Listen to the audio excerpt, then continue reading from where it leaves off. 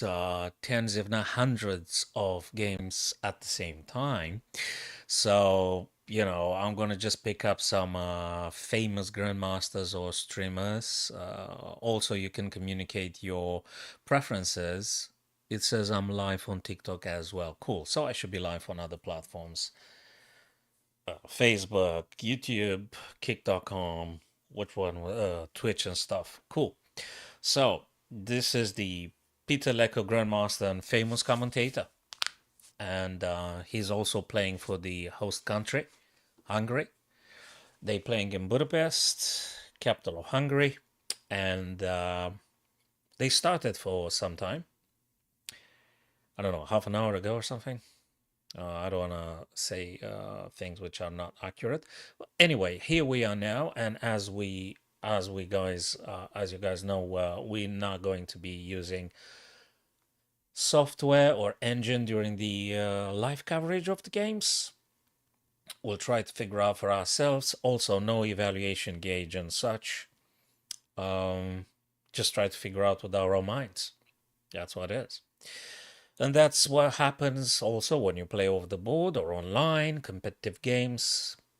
You're supposed to deal with this. So yeah, that's what we do. So Peter Lecker here, 7 black pieces versus, I haven't heard of his opponent. Again, there's, I think, hundreds of players. So I'm going to try to stick with the most familiar faces for you guys as viewers. Probably we're going to go visit the Benjamin Box game. Arian Tari, I saw a picture with Magnus Carlsen on it, and initially, frankly, I thought Magnus going to play. And, I just wanted to see how he how he wins. But anyway, we're gonna pick up those guys. So probably Peter Lecco, Benjamin Bach, you guys know this fellas. Very well known streamers. So Wesley, so there you go. Dominguez, Perez, Levon Aronian. This guy's playing for the US team and such. Okay, so we should be okay with the TikTok, and let's go to chess stuff. Seems to be Black's turn to do. Ooh, what's with this knight here? Can we figure out a way to attack this knight? Which one is it? Queen b8, queen c7, queen d... Is there something wrong with queen d6? Just asking for a friend. Queen d6. Hello, Modern Tal. Good to see you, my friend. How's it going? Oh, thankfully I've got a few drinks here next to me. Very legit drinks. There you go. Based on caffeine. Waiting for my energy drink company sponsorship. Maybe this year. Or maybe next year. That's fine. So, Modern Tal, what do you think about Queen d6 as a move here for black? I mean, you attack the knight, and also you kind of like making a potential battery after knight on c5 goes somewhere. So you might be having some double attack at some point on a3. So that's what I propose here for Peter Lecker, but he is the grandmaster. I'm just one of those many, many, many enthusiasts, forever chess learners, and every now and then I'm more than happy to impart the knowledge, the modest knowledge that I've acquired. I'm more than happy to share it with all my friends out there. So that's what I think about queen d6 now. Looks okay. So you also connect the two black rooks, you attack the knight. That might be prompting white to play maybe knight f3 afterwards, perhaps. Okay, which other game shall we looking at, guys? So we got Wesley So. We've got Aaron Levonian, Dominguez, Perez. There's, I think, hundreds of games. All right, let's look at Prague and Erigaisi. Again, we're gonna be looking at the most famous players and stuff. I mean, your favorite streamers and things. So Prague is with the white pieces here. That's problem with the H file. I reckon Prague would love to getting some rooks over, right? Also, there is a bishop, I noticed. There is a bishop on d3 looking at h7. There is a queen. He might be a rook. You might be a rook at some point. Is there any other stuff? Now, the question is, by the way, it's black's turn to play. Black is having the bishop pair. And actually, rook looks down on the b2. And he needs a couple of tempi to actually exert a massive threat here. Black's turn to play. Anyway, question is, do you trade on g3? Or do you try to... Let's see, can you advance? No, because you're going to be dropping pieces. Also, could d5 be considered by black right now? With the price of a pawn or something? Yeah, black looks a little bit suffering from lack of space, modern Tal, I'd say. Yeah. I'm just thinking, when you decide to do this, very likely white's going to take, so you're kind of helping white, so... And then if you take again, knight's going to take, attacking you here, attacking f6. You do open up the bishop's diagonal, so you might be able to stop any rook h3, but if you got a problem with the white rook on g3, you may just very well go and trade it, that is, you see. You just go trade it. So, yeah, we'll see about that.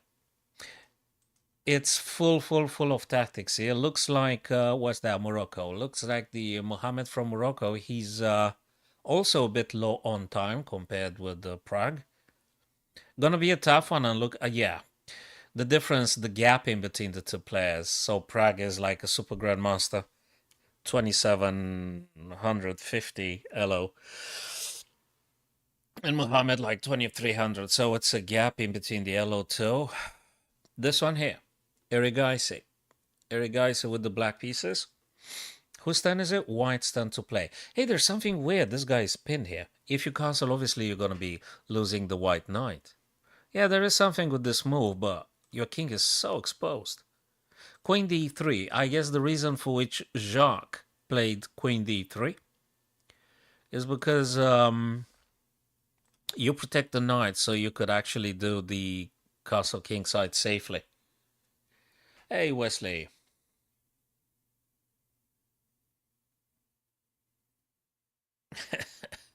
Oh, dude. How to learn lecture? What do you faster to learn it? Well, the main ingredient, Wesley, would be you need to love what you're doing. If it's something you hate doing, it's going to be a hurdle. It's going to be very difficult. First thing first, you're supposed to love what you're doing. Now, the second trick you might employ for yourself learning at school faster would be to associate any new information with very familiar elements and descriptive stuff, something that it's personally bound to you. So make it into a personal story. So whatever you learn, try to attach some personal meaning to pretty much everything. It's easier to remember. And it might be some other stuff too. There are some psychological tricks like all the information it's in a safe, and when you open up the safe you imagine all the information comes out for you and you just access it. There is a trick or something. We need to Google that one again. So you need to like what you're doing and attach familial meaning and personal meaning to whatever information you acquire. And also try to explain it to yourself. Record yourself with the video cam, with the mobile cam. Record yourself and try to present the lesson as if you were to teach it to an audience. Hello, Jonathan. Hello, Yasmin. So imagine you having an audience and you're teaching them that particular lesson, which could be whatever, history, physics, I don't know, anything. So teach the lesson, record yourself teaching the lesson, and they're gonna be staying with you pretty much for a long period of time. Yeah, I hope. So now back to chess. Yeah, there is no miracle in terms of learning. You just need to understand very much what's going on, love what you're doing, understand what it is, teach the content of the lesson, and then, probably you're going to remember. Very, very, very likely you're going to remember. If it's about memorizing information. So this one here, Jacques' turn. He castled actually because the queen were protecting the knight on e2. Levon Aronian, totally, Jonathan.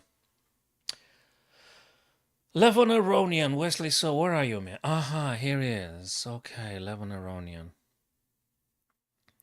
So we're gonna look at the most famous streamers here. We've got Peter Lecco playing for the host country, so we're gonna look at that one. CD. Let me see. What's the last move? Oh, CD.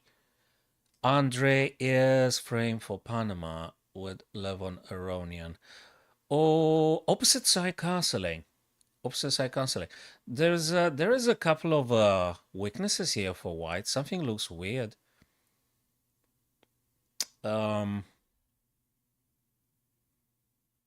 Okay, whose turn is it? Black's turn to move. Okay, there is no light square bishop.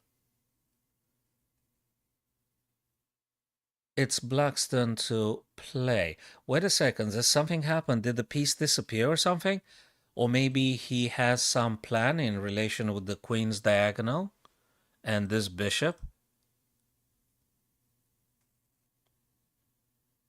Or do you think the queen is a little bit trapped here or something? This is very interesting, actually. Thank you, Jonathan, for pointing out. I ended with the skull, eh? Was that a brand for a beverage, eh? All right. That's okay, just trying to give an honest answer to that thing. You might be helping. Oh yeah, absolutely. Oh yeah. Yeah, we got a couple of grandmasters here, that's for sure. Super grandmasters. So guys, what do you think is the plan for black here? What is the plan for black here? What is going on? I can see 3 minor pieces for white versus 2 minor pieces for black. But okay, so he moved the king away from the light square diagonal. What is that thing? He moved away. 3, 3, 6, 3, 4, 7. Okay, 7 what? 7 white pawns. Sorry, 7 black pawns. 2, 4, 6, 6 white pawns. But I guess the weakness for white is based on this diagonal. And also there is something here. Does it have to do with attacking the white queen? Or maybe you should be playing this move first and then... This bishop is quite strong, I notice. That bishop is very strong, and this is also a little bit scary if black were to push c5. I don't know when, but this is also a little bit scary.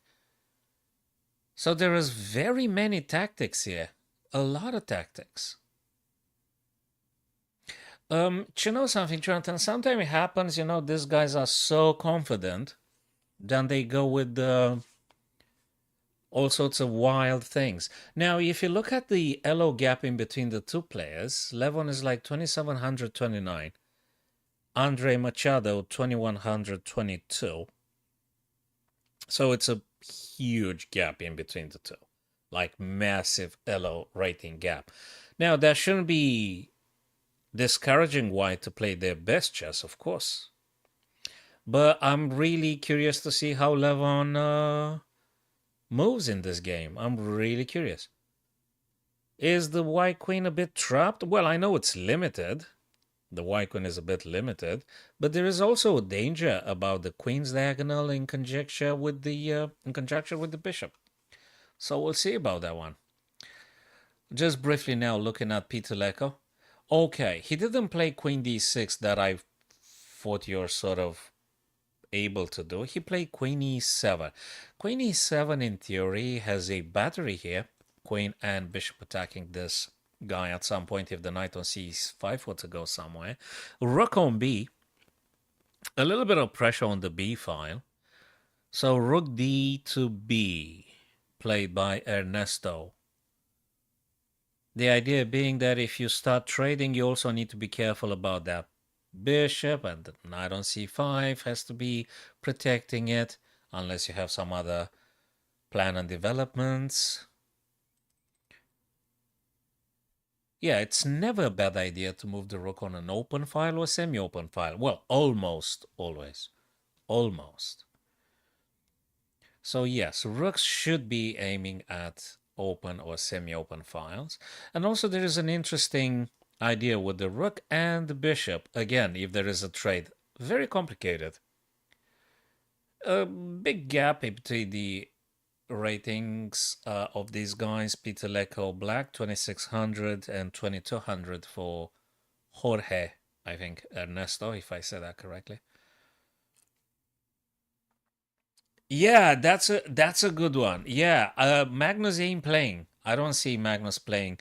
Uh, Let me tell you something. When I saw the ads for this chess event, Hungary, Budapest, Olympiad, and things, I saw Magnus's picture and I said, "Oh man, I can't miss this coverage. At least let me give it some 60 minutes more or less, you know." But Magnus ain't playing. He doesn't play. It's Ariantari, and okay, I'm gonna go back to the page. I apologize. I just tried to load some messages via TikTok, but I don't. Okay, that's something weird, something lagging. I don't know what that is. Okay, so the Norwegian team. So we got Prague Erigaisi playing for India, Vidit and Hari Krishna. Very strong, very strong. The Indian team is crazy strong, of course. For the Netherlands, okay, Anish Giri, Benjamin Bach, is very well known. So let's look at Arian Tari. So no Magnus Carlsen in at this moment now. Arian Tari with the black. That's South Korea. Okay. 2200 and 2600. Again, big elo rating difference. And also I noticed that this bishop here stops any attempt to castle short. Awkward keeping the king on e1. Something happened. Something happened. Not mentioning there is also the danger. Well, there is knight here, right? So you can't play the rook to attack the queen and such. It's an interesting position here. But I feel the king obviously shouldn't be where they are. I guess white might be able to play bishop g5. I don't know when and how. Probably after black moves, but let's see what black decides to play. So that's one candidate move for white later on. You've got to be careful with advancing this b because there is a potential diagonal and it might be an issue with that one later on.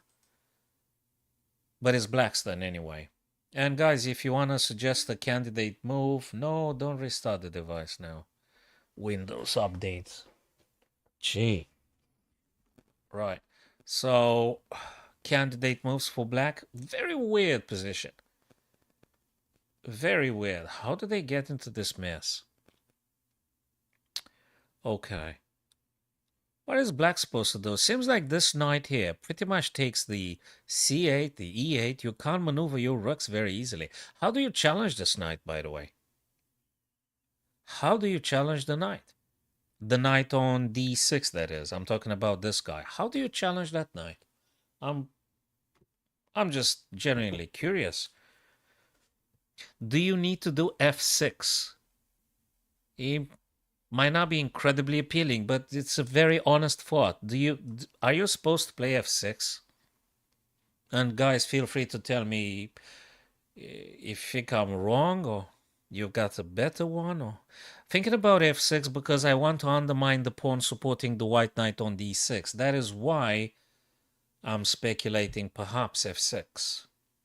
What do you think, guys, about this? Might it be f6? We'll see. He's the Grandmaster anyway, so he should be able to find something to continue satisfactorily here. Okay. Someone said about Levon, so let's see. Levon again. So what happened here? Last time we saw the king b8, then we saw bishop d2. Connecting the rooks, I guess you develop your pieces, right? Can't be wrong.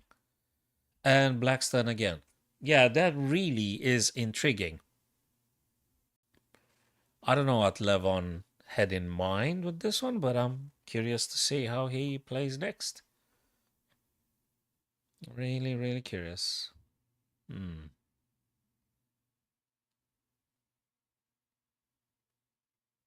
One extra minor piece. So the most dangerous thing I can think of for white is this queen's diagonal and maybe the bishop somehow, but when, how? You're gonna play c5 here? What exactly are you going to do? C5 is risky business. It's very weird looking like position. Okay. So that is Levon and Andre Machado. We'll see what Levon decides to play. Let's go quickly back to Peter Lecco. His turn is now. Yeah, Jonathan, exactly. It's something weird in that game of Levon Aronian. There is also the risk of the underdog underestimating the play, especially if it's a huge gap in rating in between the two.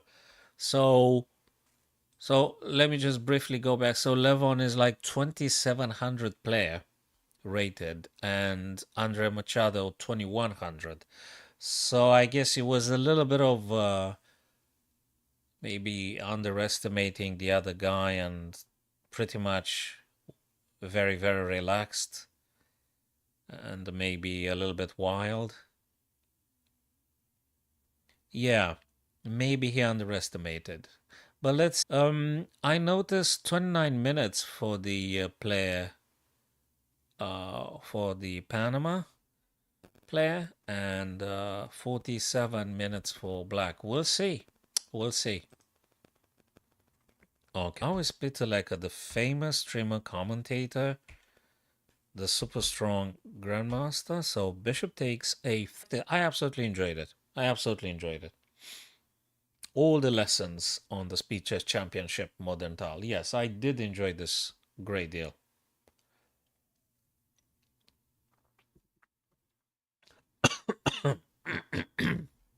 Absolutely.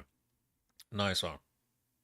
Yeah, Magnus proved everything that is to be proved in that Speed Chess Championship, indeed. Okay. Blackstone to play. Do you do... Well, you got to be careful with moving this knight on c5, right? If you move the knight on c5, there is a couple of consequences here. Let's just highlight them. Now, I don't know where you could move the knight. Maybe you could play knight here. But there is a couple of things. Queen hits the rook. 1. The other rook hits the bishop. 2. And results in a pin. 3. So you just have to sit down and calculate, and I guess that is the reason for which Peter Lecco hadn't moved just yet, because it's a lot to take in. It's a lot to calculate here. Do you move the black knight, or do you play something like rook on b8? I don't know which rook. Rook fb? Can you play rook fb just in any case, and then you go with moving the black knight somewhere? Maybe d7. Maybe, you guys can tell me if you think alongside this idea or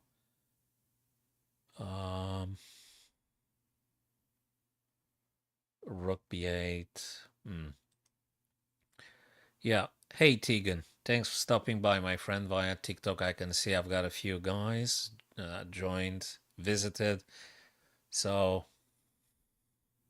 just for that. Boy, there's so many games. Okay, let's look at Prague and then Erigaisi.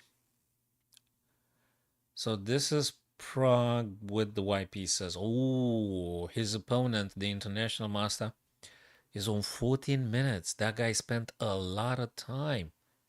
A lot. So, rook f1, rook g6 he played. He spent considerable time with this move. Okay, what is the thing with rook g6? What's the big accomplishment of this? What's this doing? Okay, what's rook g6 actually doing? If you guys would like to make a an interpretation here. What was Muhammad's intention with rook g6?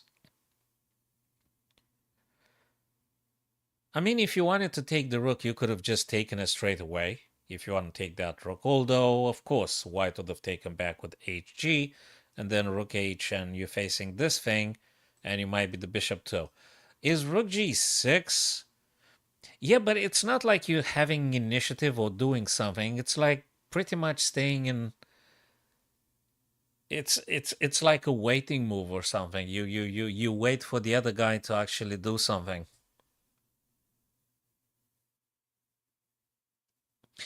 Uh-huh.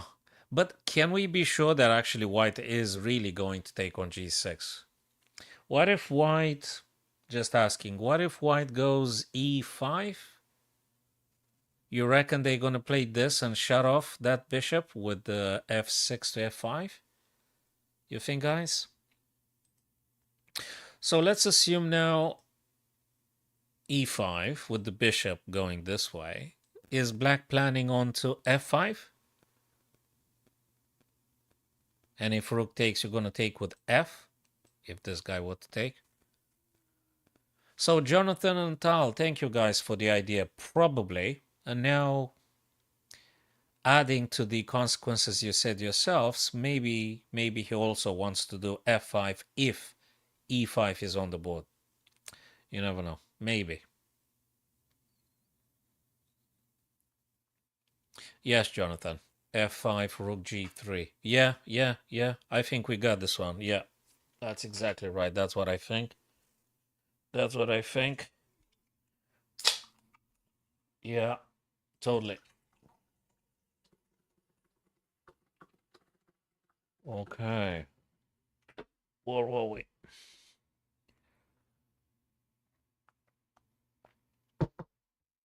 So that's Prague and Mohammed. Let's go to Arjun Erigaisi.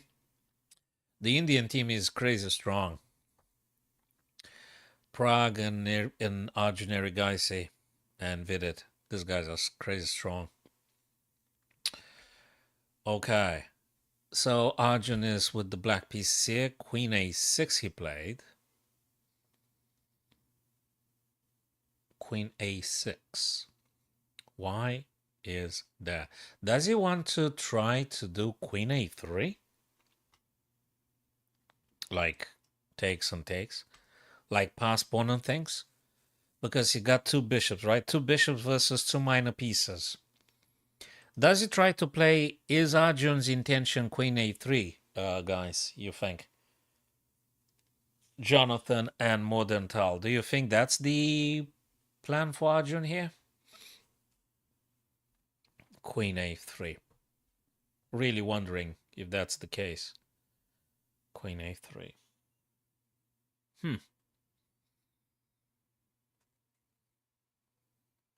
That bishop is pretty much on. Yeah, Jonathan, we're going to go back to Prague's about knight d5, you said, and then we're going to come back to Arjun's game. So, Prague, you said knight d5. What? Knight d5 for white. Hell, that's a hell of a threat. This, oh my god. Knight d5, you attack this guy. First and foremost. If pawn takes, you're going to take back with the pawn, and you're attacking the rook. But can't they just shut it off with this move? I'm not sure about knight d5, Jonathan. No, I'm more than happy to look at the most insane looking move, because that doesn't mean they don't work, you know? I mean, it might be. But the problem is, if you do knight d5, they capture, you take back. I guess your intention is to open up the bishop's diagonal. I understand that. But I guess f5 is still playable. And if you take with the bishop, they're going to take you back with the bishop. I'm not sure you really want to drop a piece right now. I'm not sure. So it's, yeah, well, if the bishop wasn't there, yeah, I understand. And now back to this one we said, yeah. So guys, do you think that Erigaisi's idea is to do queen a3? Why did he move the queen over to a6? Like why? I don't see why, apart from what? Uh, I don't know. Queen a6 probably, right? Queen takes, pawn takes. You create a passer. Jonathan, thank you very much. Yeah, that's exactly what I thought.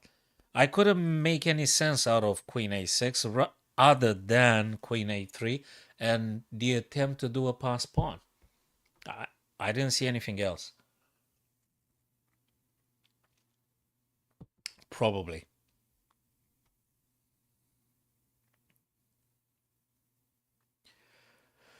Peter Lecco, the famous streamer and commentator. Peter Lecco here, ladies and gents, playing with the black pieces for the host country, Hungary.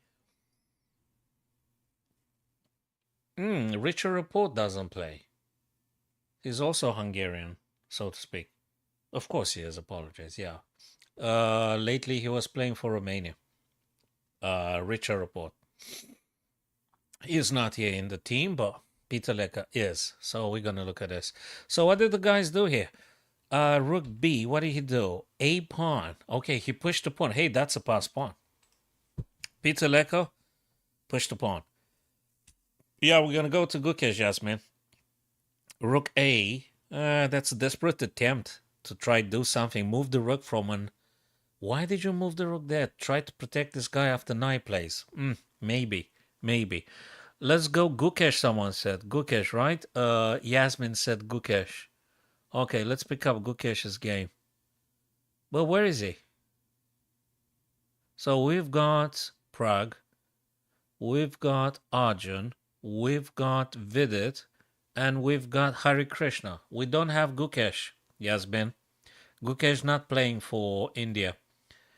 Who's playing for India is Prague, Arjun, Vidit, and Hari Krishna. You don't have Gukesh on this team. Not now. Also, you don't have Nihal Sarin, right? I mean, no Gukesh, no Nihal Sarin.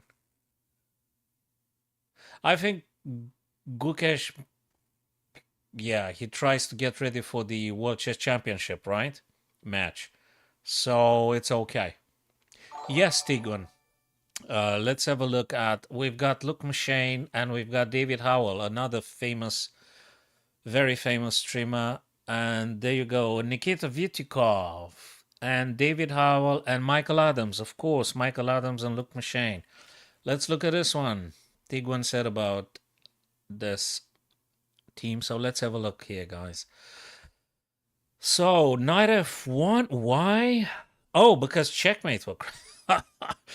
If you don't do this kind of stuff, you might be risking some background checkmate because it can't go anywhere. So knight had played knight to f1, a painful move, so to speak. But what can you possibly do? The other idea with f3, it's a disaster. Doesn't work. You're still getting checkmated, right? So that's what it is, ladies and gents. The white queen, I feel, and I guess. Oh man, you're right, Tegan. You're right. David on 6 minutes. Whoa.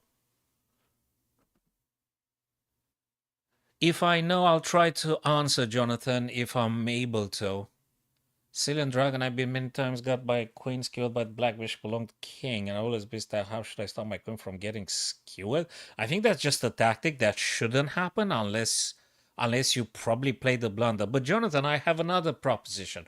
What if you share one of the games in which you did have the difficulties, so we can look more applied to the blunder that definitely happened, because you can't get the queen skewered unless you blundered something.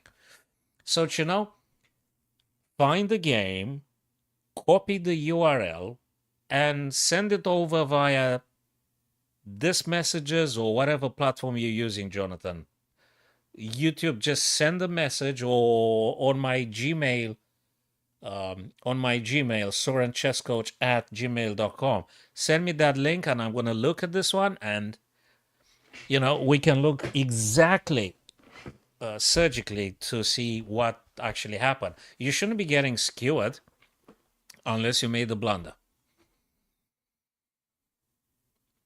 Hey, Tal, thanks for the update, dude. We're gonna go and see what Levon does. Okay. It's literally hundreds of games. It's just hundreds of games, right? It's so many. Yes, do send the PGN, Jonathan. I'm more than happy to looking at that one.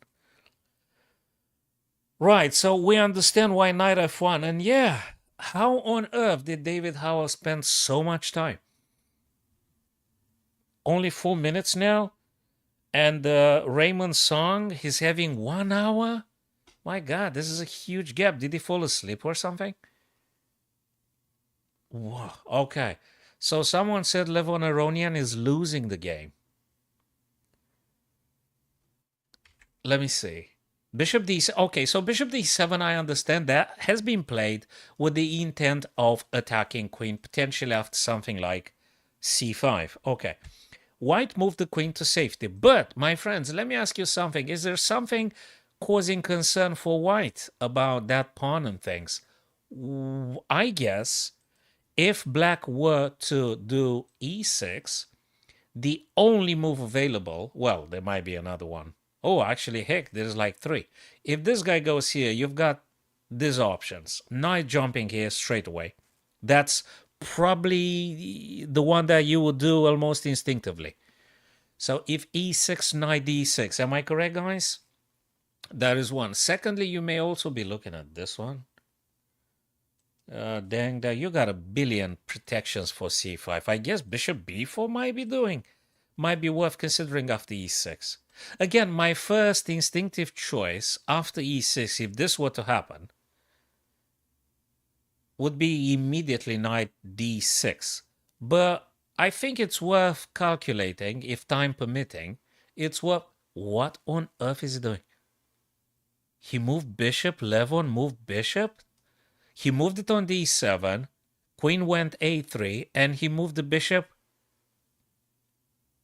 to f5, attacking this guy which is already defended. Something's fishy here. I don't know what Levon had in plan, or what was the... I don't see how he gonna win this. Look, if this fella Andre Machado wins, they're probably gonna be the biggest upset, I think, because it's a 2100 player rated versus a super grandmaster. Levon Aronian is a super grandmaster, right? So that would be probably one of the biggest upsets if white wins here, if Machado Andre wins here. Okay, what other players you've said, guys? The famous streamers and stuff. Well, it attacks a knight which is defended.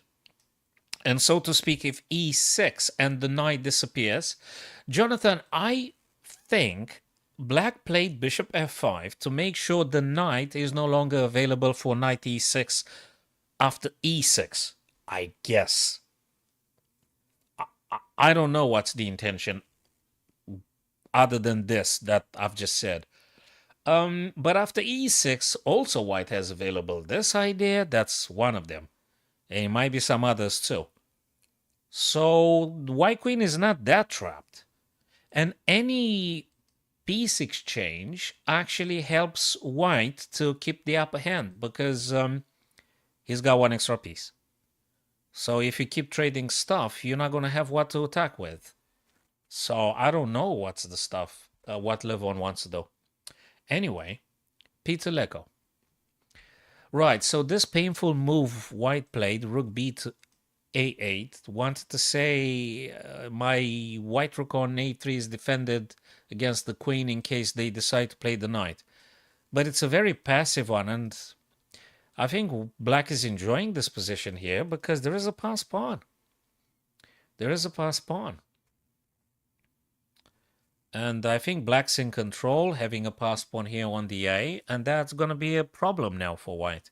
How do you take this guy? How do you take that pawn? I don't know. Going to be tough for white here. Looks like black should be winning at some point. We said about Prague and Erigaisi. Let's go briefly back to those ones. So rook g6, which I don't know exactly the thing. You guys said that it aims to connect the rooks, those double pawns on the f. So if rook takes, f takes. But of course, white is not forced to take your rook. So rook f1 to f3. I suppose now if you take, the replacement comes in straight away and quite a hand. Apart from that, what do you want to do? This move? Yeah, but you got to be careful with this stuff. So probably it just stays in expectancy. So, or maybe he wants to takes, and then you play what? This, no, but the queen is on prey. We'll see about that one. It's not very clear. It's not very clear. There's still a bishop on c8 here looking for h3. So it's not that easy to say, I'm going to play rook h3. And even if you could, black defends it twice already. It's not a clear game. Mohammed, though, the problem for him is like he's on like 10 minutes and Prague is around 49 minutes. That's a lot. Arjun being black here. Jacques is white. What did white play? Rook D. Well, he got the rook aiming at the backward weak black pawn in principle. So it's good to get the rook to attack some targets at some point. Cool. I understand. But also a little bit waits this move, I think. But where exactly you meant to get the rook to? Because E file is not accessible, A file is not accessible. Amongst other things, I think, Jonathan, we did discuss about this one. I think queen a6 is not just to do queen a3 if they decide to. Queen a6 is also to stopping the white rook from going over to the A file. So that might be the case. That might be the case. So Tegan, are you the same guy on TikTok that's on YouTube now? Because I think we had Tegan on TikTok and probably he moved over to YouTube, which is perfectly fine.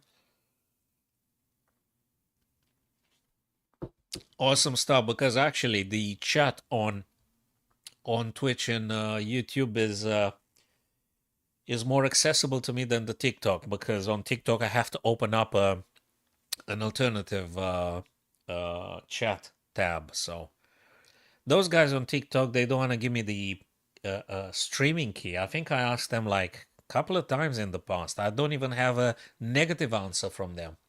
So that makes me think actually no one reads them anyway. So I asked TikTok, hey guys, can you give me the stream key because I want to use a software for multi-streaming? They didn't even say no. Or something like, you don't meet the requirements, this and that, this and that. So I don't even know if there is someone that actually reads your messages to on TikTok. So I don't know. Maybe when when I'll have 1 million followers, then they will be bothering to answer. But that might happen in the, I don't know, maybe never, or maybe just in 6 months. Rook d1. Yeah, where exactly you meant to get the rook? At least there is a target there. I love this bishop. I really do love the bishop. If you want to get rid of this guy, you need to sack an exchange. On the other hand, 4 white pawns, but black is having 7 black pawns. It's a crushing pawn majority. It's a crushing queenside black pawn majority here.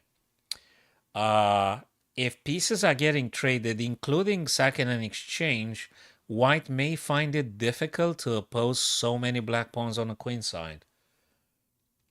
It's so many pawns. Okay, black's turn to do stuff. Do you go queen a3? Or can I do queen a3, takes and takes? You know, just keep pushing. Maybe. Oh yeah, Jonathan, absolutely. Absolutely comfortable. Everything is covered up. You need to be a little bit careful with the queen. I mean, queen might be versatile. You got to be careful with this kind of. Maybe there is some stuff you can exploit with the knight as well. In the minute you move the queen, though, let's say you're dreaming about some batteries attacking f7 and things. Let me just draw a couple of arrows. I think black's going to move that guy straight away. The b4 to b3. And I'm afraid there is no stopping. So white has to be very careful about playing queen f3. Maybe you need to move first. You need to move the knight out of out of the F and then play the queen so you can threaten directly. I'm not sure what's white's supposed to do. But definitely for black, you can start about thinking queen a3 or stuff. Vidit. Let's see Vidit's game. What a strong team India has. Vidit with white. Fabulous team. Okay, f6 here. Oh, my day. I think Pierre is going to sort of kind of lose here. The f6 move, it opens up the... I mean, it hits the bishop and attacks the pawn. There is no good move you could do here. It's a disaster. There is no good move. If black takes, if g7 takes f6, you're going to take back with the g5, and that would be a check. Oops, that would be a check from the rook, and the pawn still attacking the bishop. It's a disaster for Mehdi Pierre. I don't know what Pierre is supposed to do here. Bishop f8, which is a painful idea, but what exactly can you play? Yeah, there is something you can think about, some counter game with this, and not sure. I'm not sure yet. Maybe bishop f8 and then try to figure out some tactics. I don't know. If white queen is on e2, you can't even play queen a6 to say you know, making some pressure on this queen side. I'm not sure. But what I do know is that black's bishop is being attacked now. So what do? Do you play bishop b4? Or do you play bishop f8? What do you think, guys? Jonathan, exactly. You've just written bishop f8. That's what I kind of thought. But now I wonder, since g7 can't be stopped, really. Yeah, I think you want to... What? No. That's a mouse slip. I apologize. No. That's a mouse slip. It didn't happen. Don't get too much of a shock, guys. I pressed by mistake. So bishop f8, yeah, if white pawn takes, take back with the queen. Or at least you hope so. After bishop f8 doesn't mean white needs to take on g7. Maybe they're going to do something else. Maybe they're going to do queen. I don't know. It's looks like white is doing all of the attack here, and black tries to survive, try to figure out some potential counterplay, which I'm not sure which way needs to happen. Yeah. Maybe Mehdi Pierre manages to come up with something about that bishop, about the rook and the bishop. The rook sacrifice takes queen b8, king goes back. Guys, do you think... Okay, look, that's we need to calculate this. Do you think rook b2 might... Okay, he played actually bishop f8. What I wanted to suggest, guys, if you think that the potential rook takes b2 is something worth doing, when you do rook b2, you need to take into consideration, first thing first, king takes b2. Then if you can play a couple of forcing moves would be great. But you may have queen b8 check, right? Cool. But then they can block with the queen. So I'm not sure. No, it doesn't work, rook b2. It doesn't work, rook b2, I'm afraid. So bishop f8 had to be played for all defensive purposes. And we'll see if you get the chance to do something else. Should white take? Probably. Queen can go h5. Knight can play e4. That looks goodish. Queen here. Knight here. Quite a lot of attack. I'm curious to see how he's gonna do the pawn break here, defending the black king. We'll see about that. Boy, oh boy, so many games. My days. Benjamin Bach. Let's see what Benjamin does for the Netherlands. So Benjamin plays with the white pieces here. The famous streamer. And then we're gonna go back to... Oh yeah, we're gonna go to the England's team. We're gonna see a little bit of David Howell. How David Howell is doing with this one. Right, rook AC1, it's a kind of normal move to play. Get the rook on an open file. Both colors, they both have the bishops. That's a dangerous tactics here. There's Gotta play this one careful. Oh my god, 2 minutes 50 seconds for the player representing Lebanon. 2 minutes 40 seconds? What are these guys though? Oh yeah, but there's a huge ELO rating gap in between the two. Benjamin with 2500, 26 almost. It's a huge rating difference gap in between the two players. So we said David Howell. David Howell was on just a few minutes. Oh my god, he's under a minute.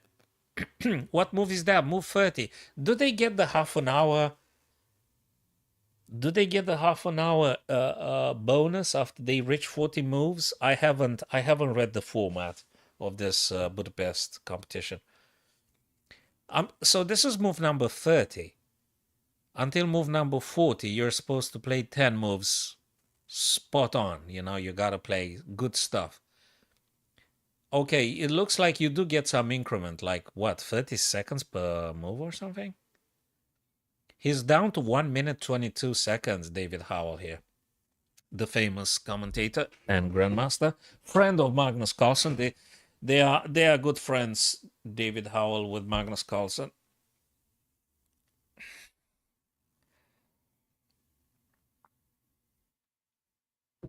And David is a very friendly guy. I met him years ago.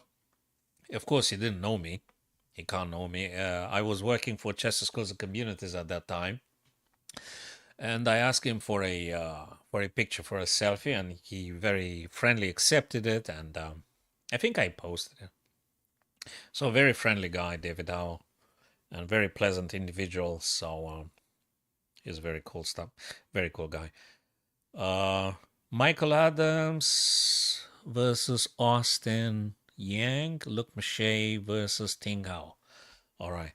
And he already won the game he played against the Chinese, what's that? Chinese Taipei. Okay. Right. What's going on here, actually? He played, what was Black's last move? Queen A1. Okay, Queen A1. Okay, this guy's pinned. Right? You can't move the king. Can you play G3 and stuff? Sorry, is there a tactic I'm missing? Can White do... First thing first, Raymond Song has like 1 hour. Could you do G3? The reason being, maybe you play King G2? So you move out of the pin and then you have the freedom for your knight and things? I'm just curious. Is there a better move? I don't think you should be playing F3 because you just open up too many things and too many diagonals and squares, and it might get weird. So probably G3? What do you think about G3 here, guys? What if Raymond plays G3? You think it's a sensible move or it's a blunder? I'm missing something here. G3. Would you play G3? I think so.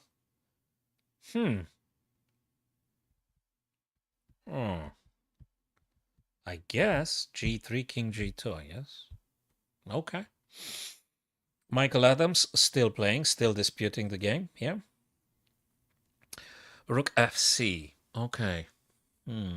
Hey, that's yeah, Jonathan. But I think White is fairly comfortable player for Chinese Taipei. I think he's very comfortable with the position, though.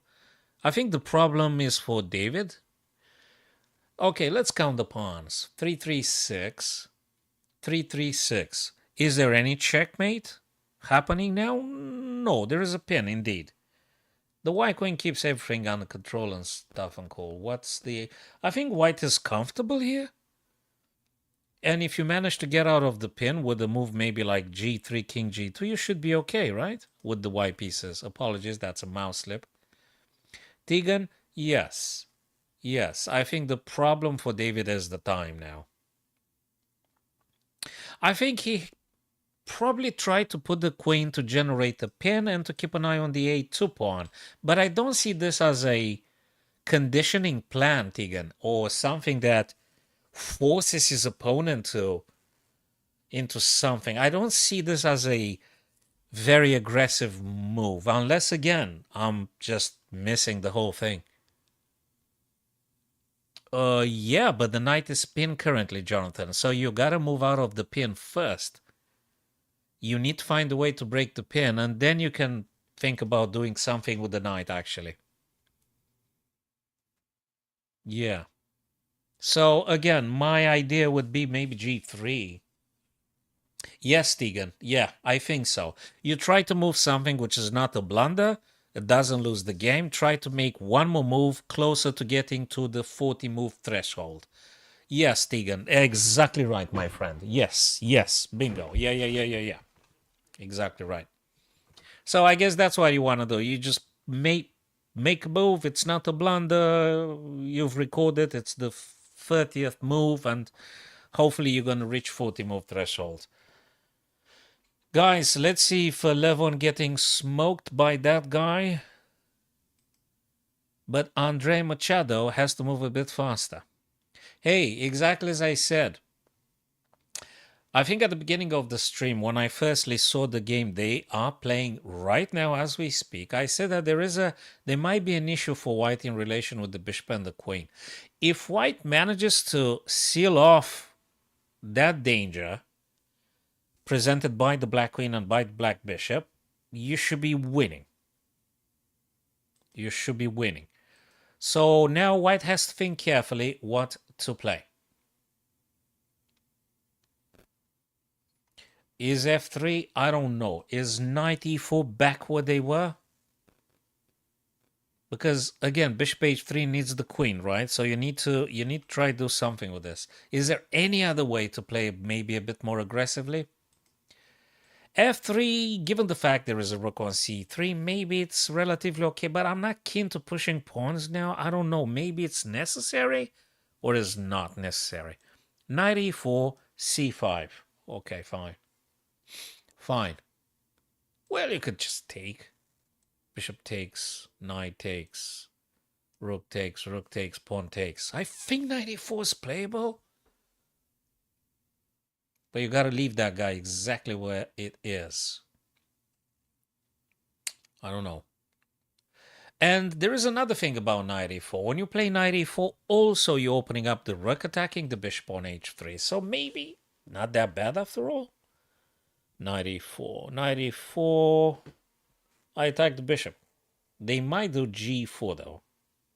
Okay. They might.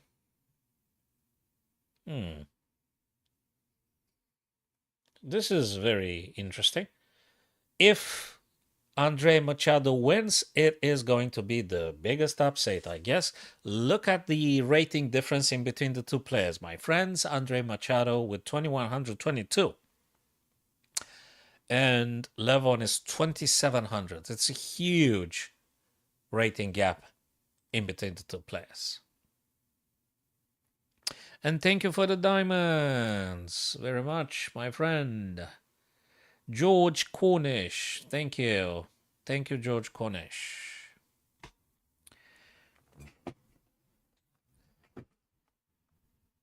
Knight c5.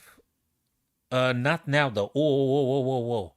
Again, I have moved inadvertently, with no intention. So bishop h3. What? Okay, guys, please explain to me. Please explain to me why knight f1. I mean, why f1? Okay, I guess after c5, Andre wants to play knight e3 to stop the g2 checkmate, right? But is this the strongest way to defend against the checkmate? I don't know, but I'm not incredibly thrilled by knight f1.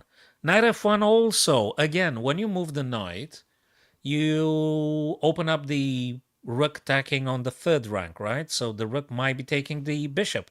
Okay, cool enough. Cool.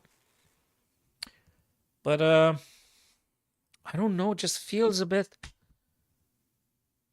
I don't know. I don't like it very much.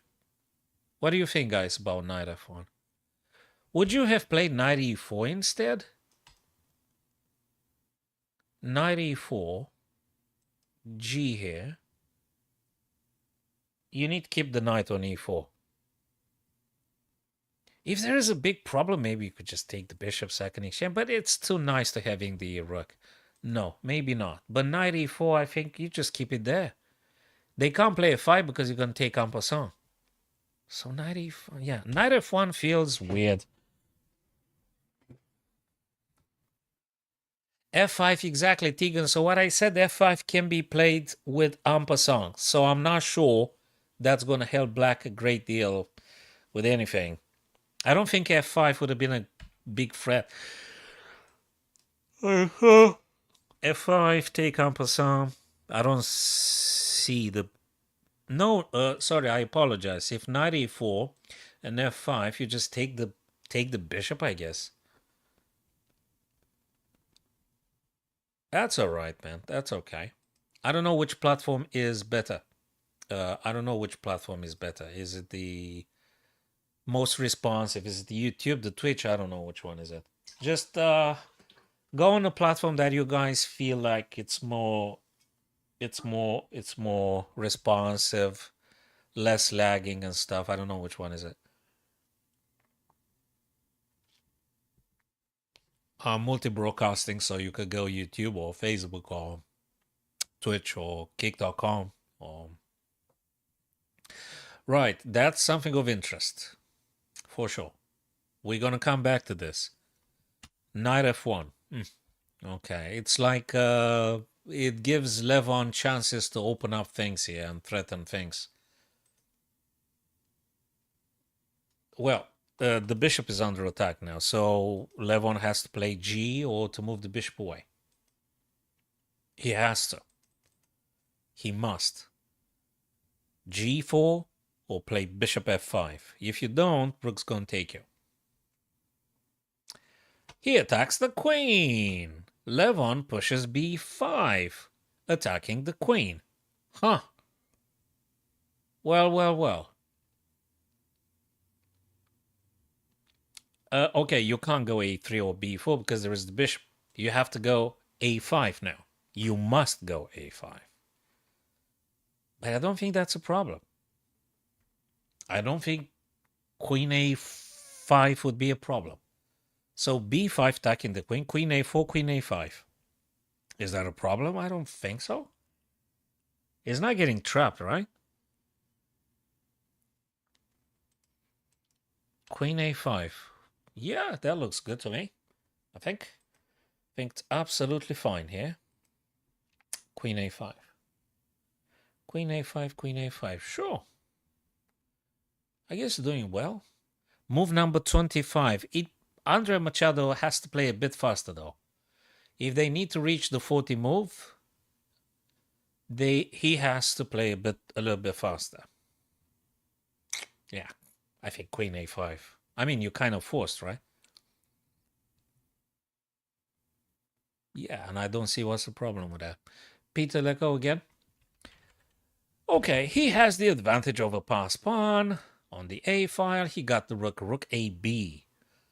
That is threatening a discovered attack on the white queen. So when black decides to play the bishop, I don't know where. c6, a8, where do you want to play the bishop? c6 or a8, the black rook on b8 will be attacking the queen. So it's for white to decide. If you want to move now the queen prophylactically, which I think he kind of should move the queen. Queen c2? You know, keep an eye on this pawn, reinforcing the knight a little bit. But queen c2 puts your queen also on the c file, where is the other black rook. So where exactly you move the rook? Where else can you go? Can you go d4? Yeah, but then the pawn is coming down. I don't know. Should you go a2? Maybe queen a2? Didi! How did he draw? How is it possible, eh? Okay, let's go quickly there. How on earth? He had like less than a minute on the clock, right? How did he? Oh man, this is it's a bit unexpected, isn't it? Move 33. Hey, the guy with the white pieces did what I said. Wait a second. I am going to ask the engine here. It's not very clear why you should be drawing. Okay, G3. It's the move that I said that I would do if I were white here, because you need to break the pin and move the king out of the pin, which is this. Okay, so he did G3. David played knight, attacking the pawn. Queen E2 makes sense. You defend H5, and knight now plays E4. Probably with the intent to do knight C3, right? King G2 broke the pin, and they accepted the draw. Is this a draw, guys? So before inquiring with the software, if black goes knight C3 now, is this a draw? Mind you, the E6 is hanging. Maybe the engine would say it's an absolute draw, but from a human point of view, so knight c3 attacks queen and attacks a2. You can't defend queen and a2 at the same time. You got to move the queen to safety, which I guess would be queen takes e6. Is this a draw? I don't know. What do you do with white? With black. You take on a2, and what do you take with? Queen or knight? Because as sure as hell, white's going to take on f5 for check. Is this really a draw? Okay, let's find out. Oh, the engine says it's a draw. So they agreed upon a draw. Move number 33, and David is on 1 minute 28. Maybe they should have kept playing for a while. Maybe the guy with the white pieces, Raymond Song, maybe he should have played a bit longer until at least they reached move number 40. But I guess Raymond Song was happy to make it a draw, coming the draw proposition probably from David Howell. So he said, look, a draw is a draw. My player is higher rated than me. I consider this a victory for my national team. So maybe he looked at the practicalities. And also, the software gives us a very, very, very bland 0-0. Okay, fair enough. Cool. Which one do we? Yeah, we're talking about this one, I think. Right? This one here. Hey, queen had disappeared. Whoa. So, guys, let me just quickly recap. So, b5. What? Knight a5? Really? Knight a5. Why not queen a5? Knight takes. No, man. They take you the butter. No. I think queen a5, right? Okay, I'm going to ask the engine because looks to me queen a5 you're supposed to play. It's weird to do. Let me see, though. Hey, guys, queen a5 for Christ's sake. The guy blundered. I did say queen a5. And queen a5 is the only move. And you're just winning, man. You're winning with queen a5. You move the queen away. And you still exert pressure on the bishop. You're beating Levon Aronian, Super Grandmaster 2700. This guy missed the biggest opportunity. Andre Machado missed a huge opportunity to play now queen a5, which I did say myself, I would have played this. Oh, no. Come on. Knight a5. No. He's going to be trading the whole damn thing and he's going to draw. Ah, that is upsetting. Look, I just feel for that guy. I'm sorry. I don't know who's Andre Machado. I haven't heard of this.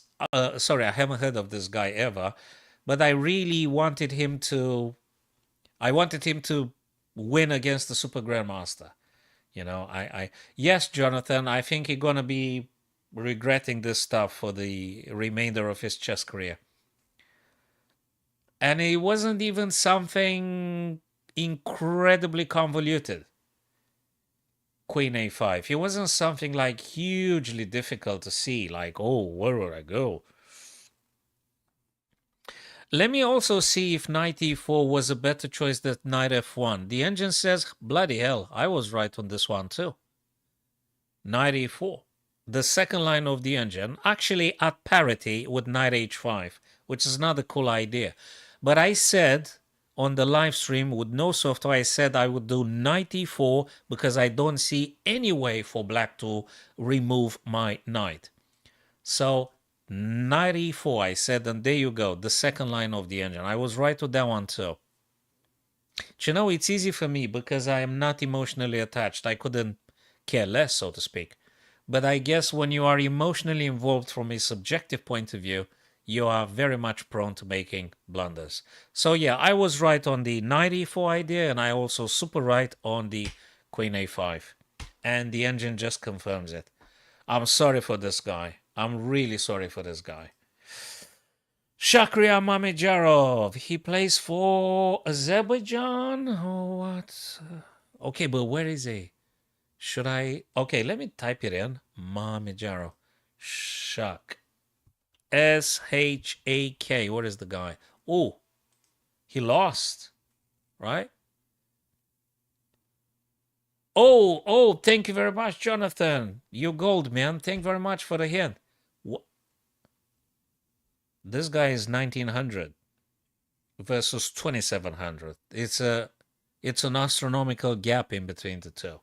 Can I say that? It's an astronomical gap. Wait a minute. Whose turn is it? White's turn to play. Look, this is a interest. It's the first time I'm seeing it. So I reckon you're supposed to move the bishop. Like, move the bishop here. To just cut off the queen from defending the knight. Where's the knight going?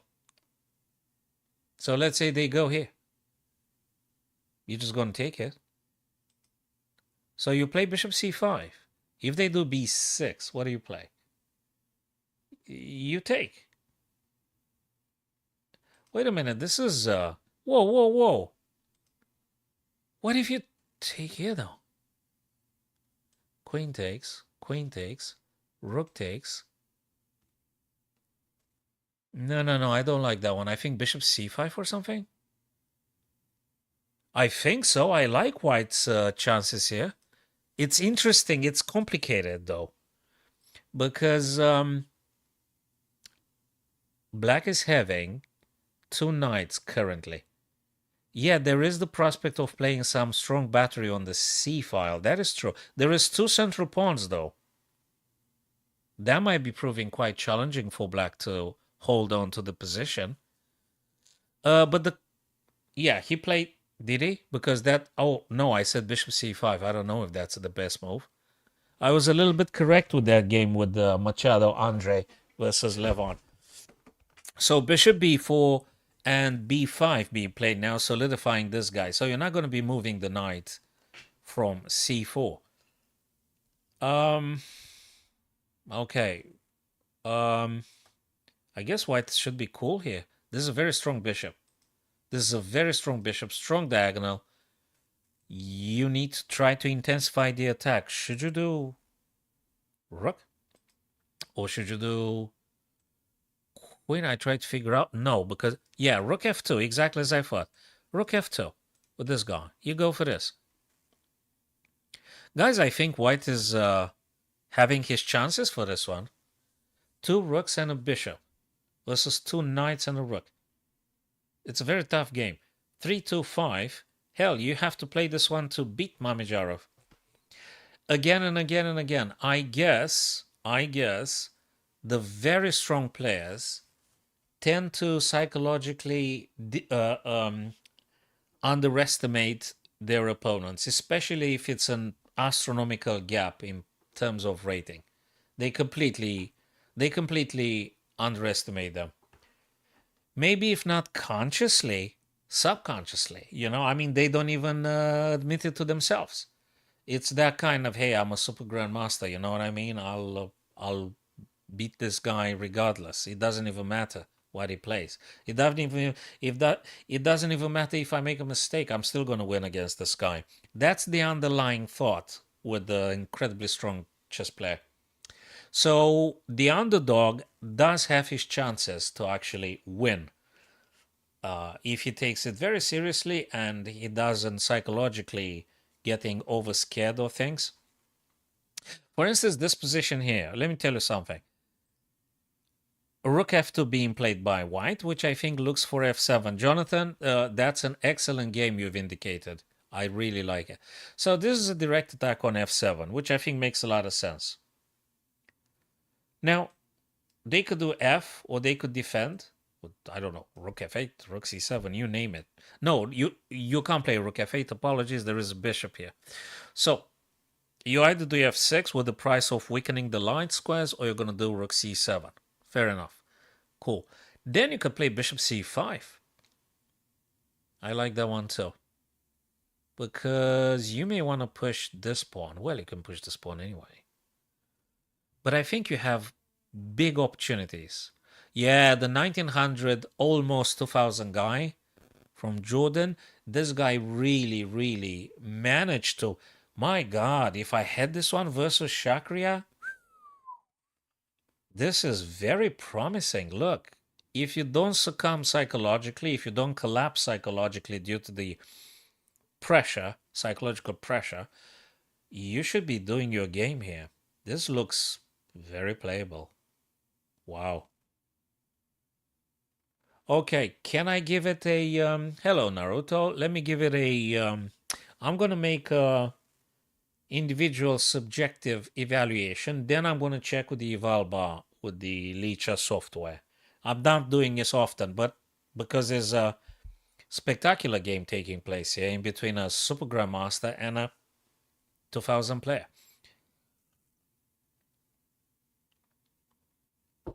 I mean, it's more 2000 than 1900. 1994 is closer to 2000 than 1900's threshold. So I would say it's a plus. I would say it's a plus. No, residing in the UK, Naruto. I'd say it's a plus.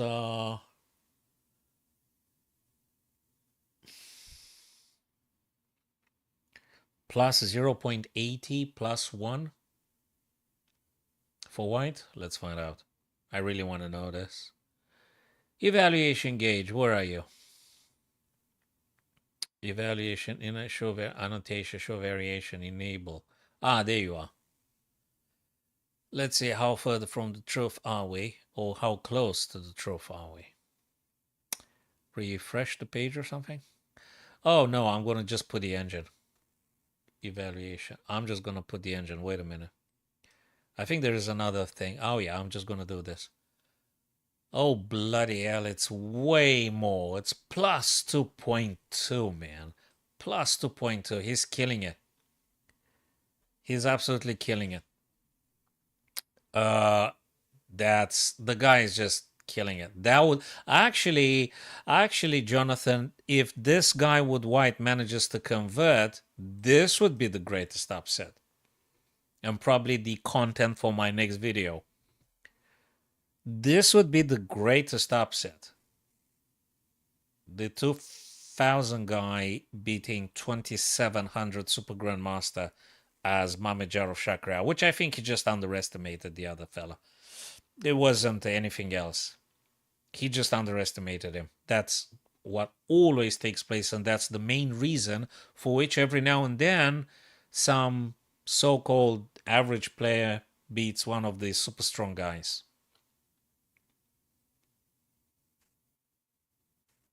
It wouldn't be the first time, right? So yeah, that would be the biggest upset. And kudos to Jonathan. He indicated actually this game, and I think it's just great. Yep. Now, unfortunately for Machado Andre, he was supposed to winning. He could have won if he just moved that. Yeah, Jonathan, absolutely. If he just moved that queen to a5. He did the blunder. I'm sorry for that guy. He's an FM though. And I'm not sure he's going to be winning at this stage. He might even be losing. because he's playing Levon. He had his chance. Andre Machado had his chance to play Queen A5 and maintain a huge positional and tactical advantage, and he dropped it. He just lost it. He just lost it. It's too late now, I'm afraid. Huge advantage for this guy. He lost it. Now the hell. 2, 3, 5, 6 versus 4 to 6, and you're playing with Levon, and I'm not sure. Yeah, it's not very clear how you are going to be winning or if you're going to be winning. I reckon he tries to do something along this diagonal, but there is a black bishop anyway. So you capture, capture, capture, capture. I don't know. Probably you should take, though. Anyway, you should take.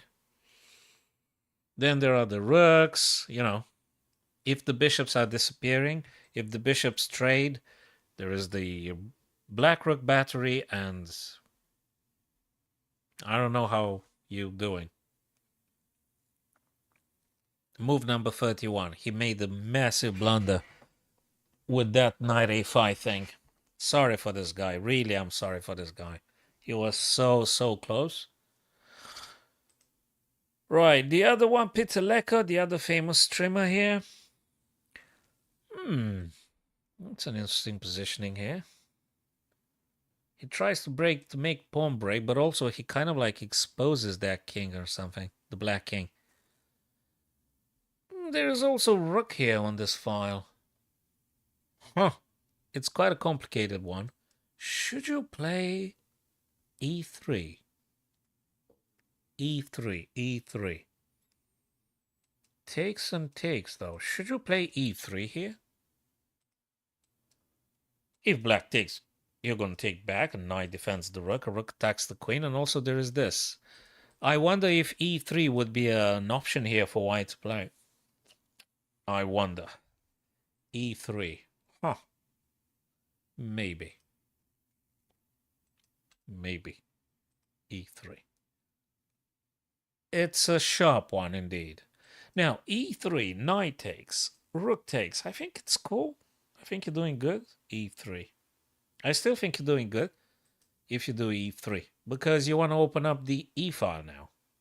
Black needs to waste another tempo to move the king to safety. Probably h8.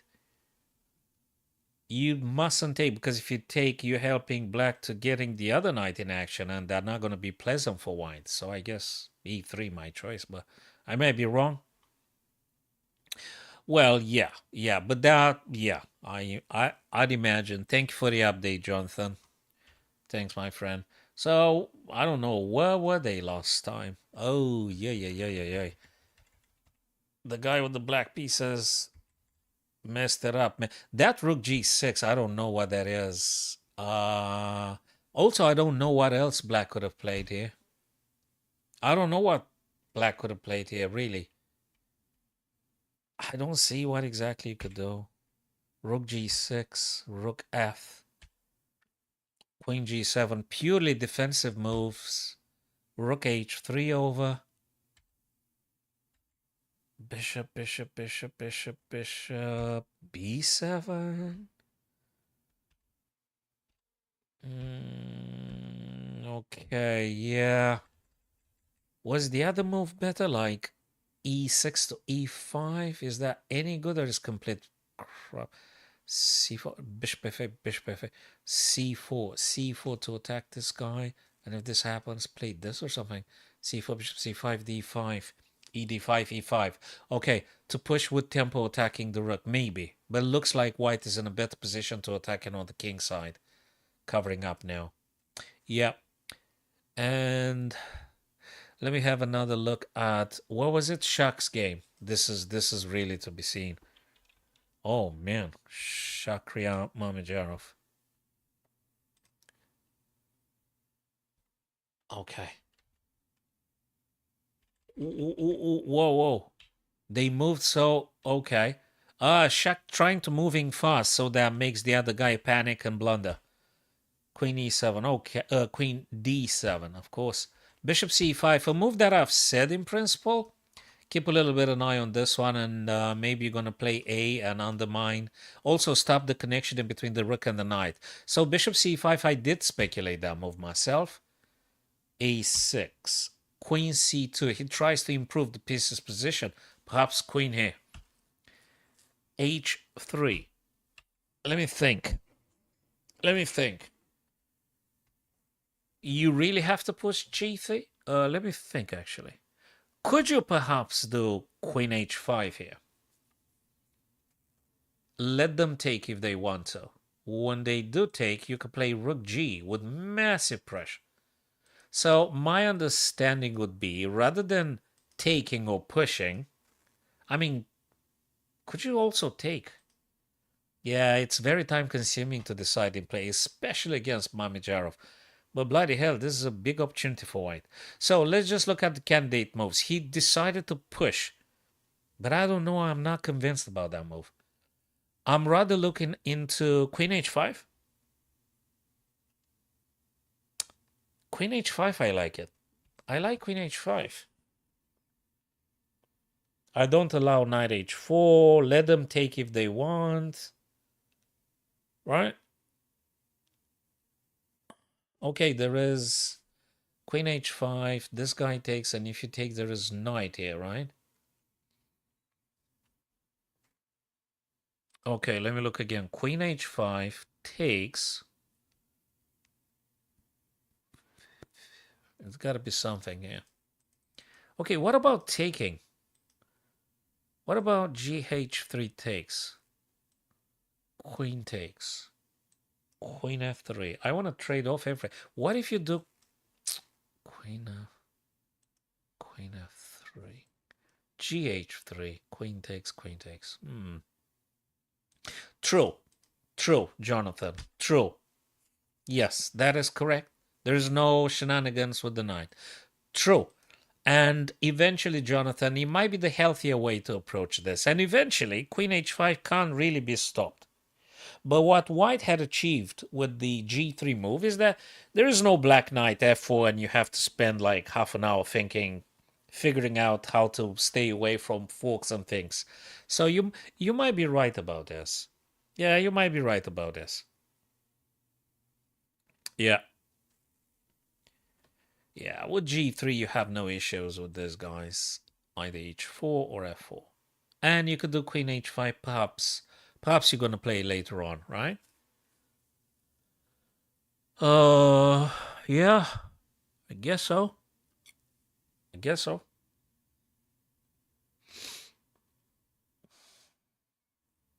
Definitely. That's what we were discussing with Jonathan. Yeah. I guess white should be winning if you do the correct stuff, attacking initiative, and don't mess it up massively. Is it? That's what I said, like, of course, queen h5. Oh. You take that guy, the bishop is hanging, right? Oh, come on, man. Can't you play? Okay, can't you play queen f5? Just let's trade off the whole damn thing. Just queen f5 and trade off everything. Queen takes, rook takes. That's it. Yes, this is the crazy... The hell? He played rook e to f. I wonder if queen f5 could have been maybe more simplifying option. I wonder if queen f5 would have been a bit more simplifying. Queen f5, queen takes, and then what? Rook takes, right? And you should be winning, man. Okay, he doubled up the rooks. Yeah, but you're supposed to trade to simplify things. You don't. Queen f5 is the mother of simplifications. Because queen f5 not just challenges the queen. They can't even say... I mean, you got to be careful where you're moving it, where you move the queen. Because also I'm attacking the rook. So you got to go back rank, right? I love queen f5. What? Queen f5, 90... Well, I take the queen. First thing first, I take the queen, right? I take queen with tempo. You gotta have to take back. And then I'm moving my rook to safety, whatever safety means. Like f7 for free pawn, thank you very much. Queen f5, knight d3, queen takes. I took your queen, right? You must take back. Okay, and then I'm going to play rook where? Somewhere. I don't know where, somewhere. What? No, it's a rook and the pawn, not both rooks. Can't I just play rook f5? Where's the other fork? What? It's the rook and the bishop. The bishop is already defended by the pawn, right? Again, queen f5, knight d3, queen takes. Oh, you're talking about previously. Wait a sec. Queen f5, knight d3, queen takes, pawn takes. I understand what you're meaning. I understand what you're meaning. I hope Anas Quera from Jordan would actually coming up with a excellent follow-up and he gonna be went on he gonna be go to winning. That would be the greatest upset. And I think I'm gonna do a video tomorrow on this one, or maybe this evening, I don't know. This is really, really, really cool.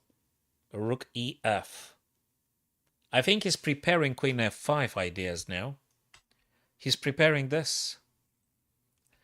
So the biggest principle, guys, is when you have massive advantage or advantage, simplify the position and get rid of the pieces, and you will be merging with the advantage. Two central pawns connected, queen, two rooks, and bishop on c5 was incredibly strong. This is very strong lines of attack. I think Shak is toast. The formality would be for an Esquera to actually do the right stuff. Yeah, Jonathan. Exactly right, my friend. I don't know what Black's cooking. I mean, he got to do something, right? It's 4 moves until they reach 40 move. I don't know what Black resources has available here because Queen f5 is coming. And that would be very simplifying. And I don't know. I really don't know. I kind of like always secretly harbor some wish for this guy's low rated to actually prevail against a super strong opponent. They would be so happy. Rook c7 he played. Cool, thank you.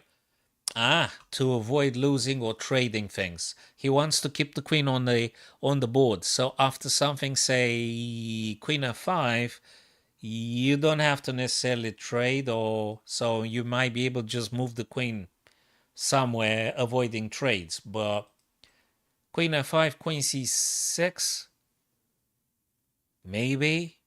I don't know. I'm going to take pawns here, or I'm going to take on h3. You got to play this one carefully, but you don't have big weaknesses. Looks great. It looks absolutely great. If you got a chance after queen a5, queen here, right? Just dropping bishop, and then you threaten take this guy. You got a billion attacks on f7. What can I say? Queen f5. Jonathan, queen f5 on the board had just been played.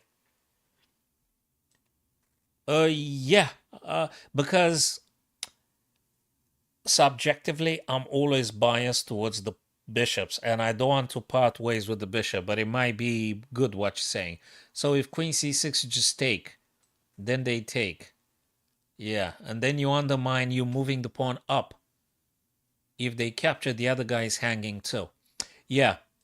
Yeah. Yeah, I'm always biased. I try to keep the bishops on the board, especially in this open position and diagonals and stuff. Yeah, but I guess your idea might be very well working because it's a forcing idea and it gets rid of the pieces. So let's say queen c6. Let's just say queen. I don't know if he can move someplace else like back rank, or I'm no idea. I mean, I guess he will play probably queen c6. Yeah, I think you should take the knight. Queen takes bishop, then you push e6. And I think black's in trouble. I'm absolutely rooting for the 2000 guy. Absolutely. Not that I have anything against Mamijarov, but, you know, this guy probably would be so thrilled and happy to be winning this endgame. Tough one for Mamedjarov. Very tough one. Oh, where's the board? Where's my board? What did I... Gee. Did I press another browser? I don't... Forget about it. Yes. Yes, yes, yes, yes, yes, yes. Ooh. This guy is so close to winning. So close to winning. What are the games? Wesley, so couple of minutes. Peter Lecco. Let's have a quick look at Peter Lecco's game. Okay, that guy played differently. I want to check with the engine if E3 was an option here, because I did say about the idea with the... I'm not sure it's objectively super good, but it looks attractive. Yeah, let's see if that's actually an idea. No, that probably is a massive blunder. E3. E3, 3, 3, 3, 3, -2, minus, so probably even a bigger minus. Knight takes d3, doesn't work. Knight takes d3, rook takes d3, knight c5 attacking. It's a carnage. Okay, so to speak. That would have been a disaster. Okay, Lecco wins this one. Lecco wins it. It's too many weaknesses here. This guy's unhappy here. There's this pawn coming down. There's queen. I don't know what to look at first. This guy is a pass pawn. So black is adjudicating here. Black is claiming the victory very, very soon. Yep. Totally. Absolutely. All right. Shucks game. How do you with K? Yeah, with K. Oh, come on. So rook c7, queen f5, Jonathan, and Shaq is tries to clear some complications. Knight to g4, looking like he grabs the rook, right? Now, this guy has like 40 seconds something. I think you could take the queen. It's super safe to do that. Forces black to take with the pawn. He doesn't have a chance. Then you have to move the rook. Yes, he did. It is tricky. If you don't get super panicked now, you need to find a good square for the rook on f2. Where is that good square? Where can you go with the rook? You need to find a good square for the rook. Where is that? Can you stay on the f file? Can you go rook f3? Or should you go C, B, or A? Maybe A to pushing this guy? Where can you go? So rook f2, rook a2 in order to play a4 perhaps. Rook f2, rook a2. Is there any other stuff? Or maybe rook f3 if you're... Oopsie. Maybe rook f3 to... I think you should be attacking on this side too. Maybe rook a2 and you push a pawn. I mean, where else do you want to go?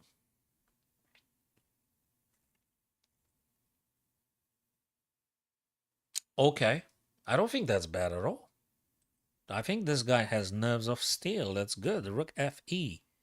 Cutting off the knight's any jumps and things. And maybe he wants to push this pawn and fix this as a weakness and maybe gonna do stuff. Well, you could do very many things. Well, I mean, not very many, but there is options.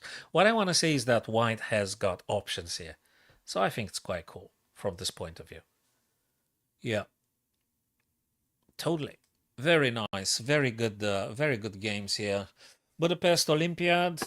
And yeah, I guess everybody is looking for the biggest upset that might be happening. Rook on the back rank, rook e2. Play by white and then rook c8 on the back rank.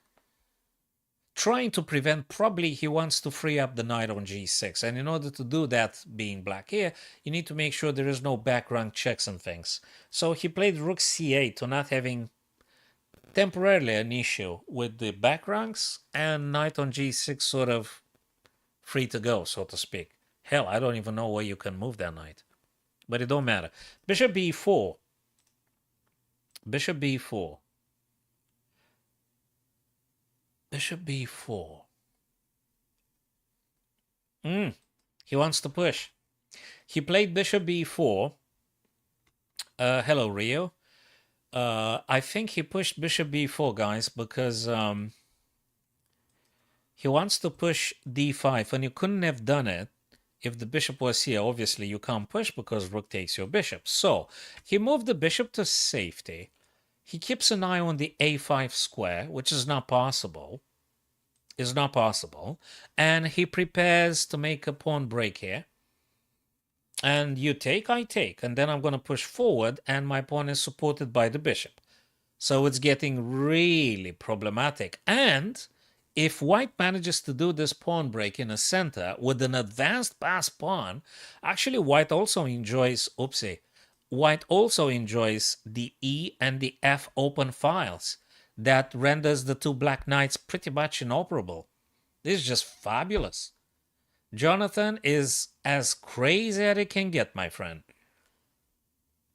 I think the Jordanian player, Anes Queira, apologies for mispronunciation, I think he's got a very clear plan. He wants to push d5, and I think this is the road to victory for this guy, and I'm really rooting for this player. They're going to be the biggest upset. Hey, Yash, thanks very much, brother. I'm just enjoying my time with my chess friends here online. It's just a very friendly, informal, very human-like approach because, well, look, I'm using every now and then the evaluation gauge because I want to know for sure if the stuff we discussed are true objectively or if the moves we've proposed are also very objective. So I'm using but sparingly. Every now and then I do use the software just to endorse a possible plan. So in my point of view now, the D pawn would have to be pushed. And white is actually thrilled, I think. I think white is super happy. And boy, oh boy. It was also very close for Levon Aronian to be defeated by another player, very low, I mean, way lower rated than himself. But the other guy blundered. Andre Machado from Panama. He blundered. There is always someone stronger than you, Yash. So yeah, there is always someone on the planet that might be stronger than you, and there's many other folks more knowledgeable. So, and you know, I always like to learn, and I'm gonna learn until I die. So I love to learn things and to progress and to improve every single time. And I'm enjoying this learning process. And whatever I know, I try to share with my friends. So, bishop b4. And Shaq, I think, is a bit toast. I don't know what he's going to do. Okay. Shaq. Oh, yeah, I understand why. And probably you do understand too. Yes, that's true. Yes, I think for the time being, Magnus is untouchable. He is the supreme untouchable. Yeah, so rook d, because he wants to dissuade any d5 attempt. That is exactly the reason. And I hope the Jordanian player is going to do something quickly because he's got 12 seconds or even less. He got to do something. He got to do something here. He got to do something. You can't push d5 now. I don't know what you do. Do you play rook behind? Oh no, you play the other rook. I think you should play the rook fd so that e3, he keeps the rook to stop knight. So probably, my friends, I think rook fd1? Yes, bingo, my friend. Yes. Yep. That's exactly what I thought I would do. I hope he didn't get flagged. I hope he got time to play rook fd. That would be unacceptable. Let me refresh the page. Apologize. I hope he did. And this is move number 40, my friends. And that means he's going to get some half an hour now increment? Not increment, just half an hour bonus, right? So rook fd also prepares the d5, which is the winning move, right? The complexities didn't disappear if you do rook fd, because in the moment you're pushing, you're also vacating knight e5 for the black knight. And if you move rook f to d, the f3 is sort of exploitable by the knight. And the knight may jump c4. And yeah, you got to pay attention to the knights. Rook fd, at least to save the pawn. And you will take it from there.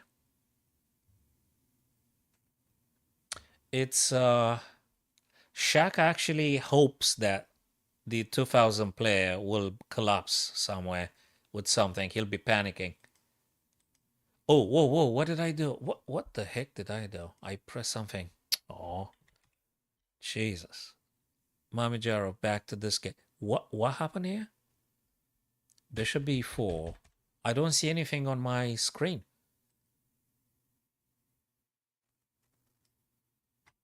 Hey, Jonathan, spot on. If rook fd, black might be able to just play this regardless. I get it now. I understand what you're saying.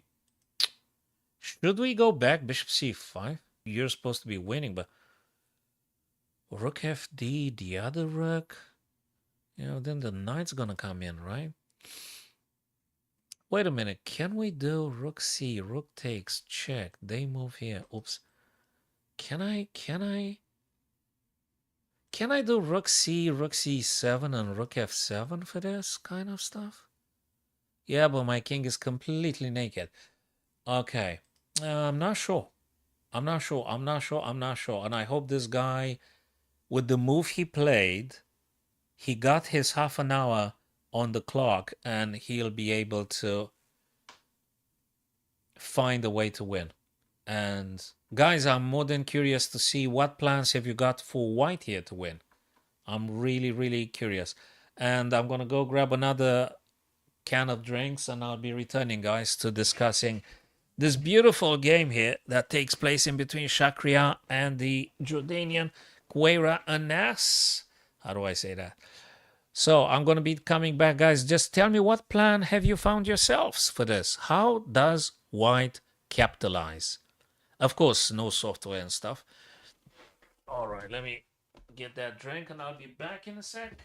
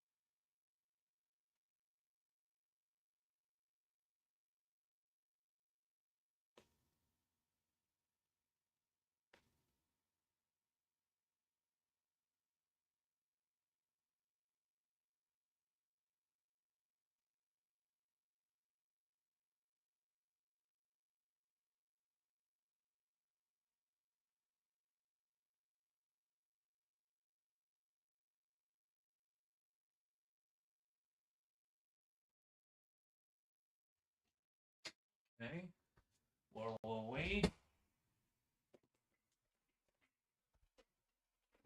All righty.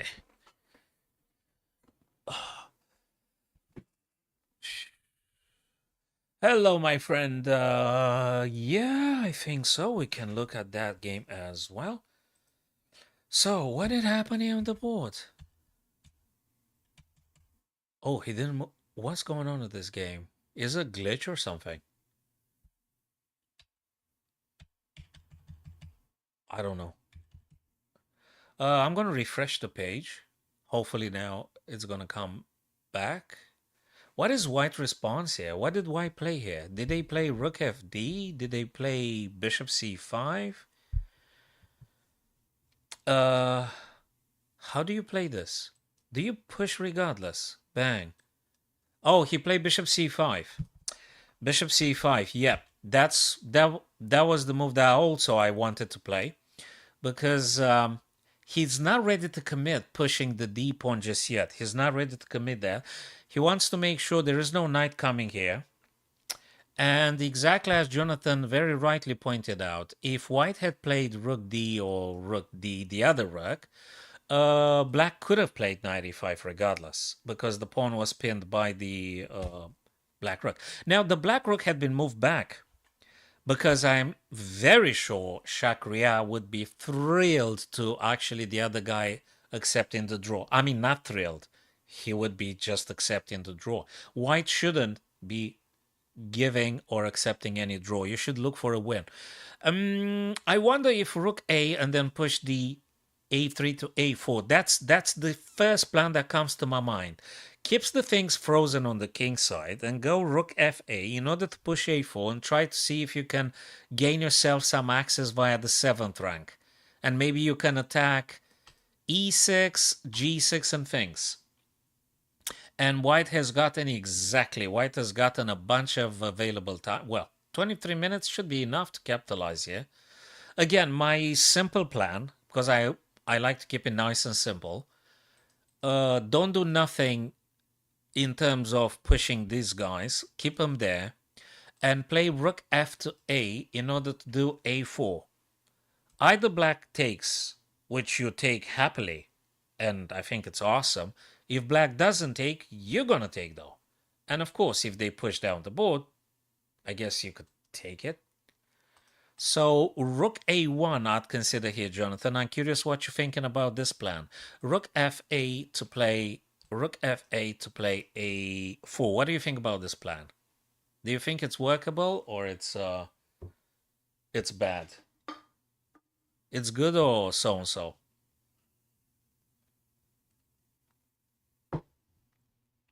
I think it's kind of good. But I might be wrong. I mean, I think it's good. And Yages Khan Edogmus. Okay, let me type in Yages for, I think, our Turkish friend. Yages. I think that's a Turkish player. Okay. Am I right? Yes. Yes. That's a grandmaster from Turkey. Dogmos, okay. And he plays another player from Puerto Rico, a candidate master. Okay, that's another cool game. 3 minutes each, though. So, Akai, that's the game that you said you wanted to having a quick look at. Hey, I think the Turkish grandmaster is a bit happier here because this is mother of all pass pawns. I'm not sure he's going to be able to stop anything. If this guy goes forward, then if you play something like rook to e, there is always knight c7. So how exactly are you going to deal with this? Well, I don't think you can. I don't even want to look at this black pawn or this black pawn. I mean, I don't even look at that. I'm only looking at the pass pawn. I'm looking at the fastest way to capitalize, to convert the material and positional advantage. So I think black is in trouble here. So even if you grab this pawn, you're still having massive problem because this guy's just promoting. The pawn would be promoting, and I don't think you can stop it. I don't know how. Unless you sack and exchange and things like that, which is going to make it even worse.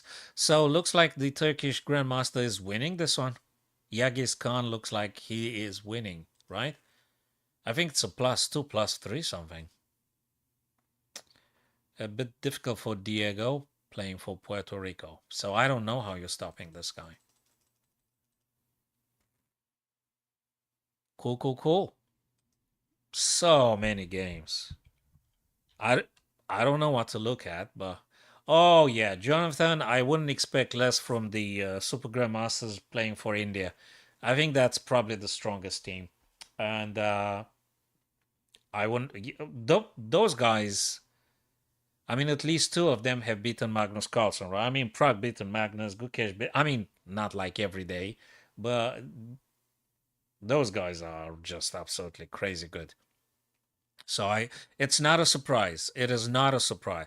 I'm curious to see how they're gonna do with the U.S. team, whereas Levon Aronian and the Netherlands team also. I'm curious how they're gonna fare against the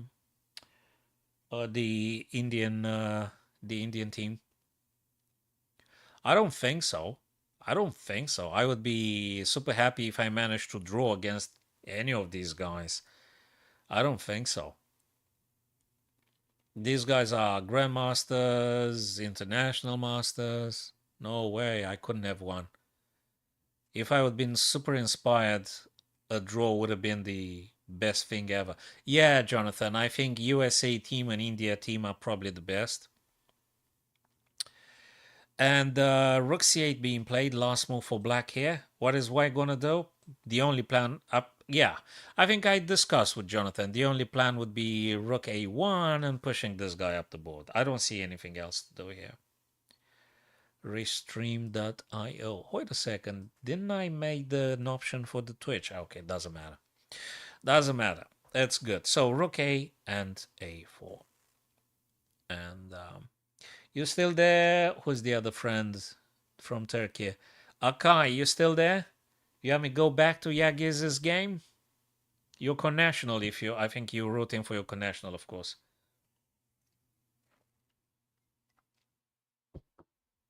Jonathan, this is a very good question. This is a very good question. Because actually, I thought I'm supposed to play Rook A1 and then push the pawn, right? But could A4, it might be quite disruptive here. A4, it's still a cool move to play it, even now.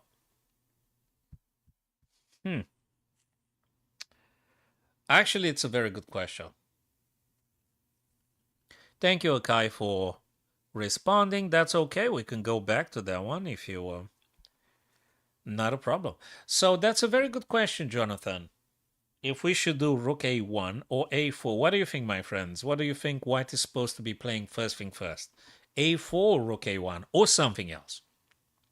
If you were playing now against Shakriar Mamedyarov and you're so close to winning, what's the plan? How do you win?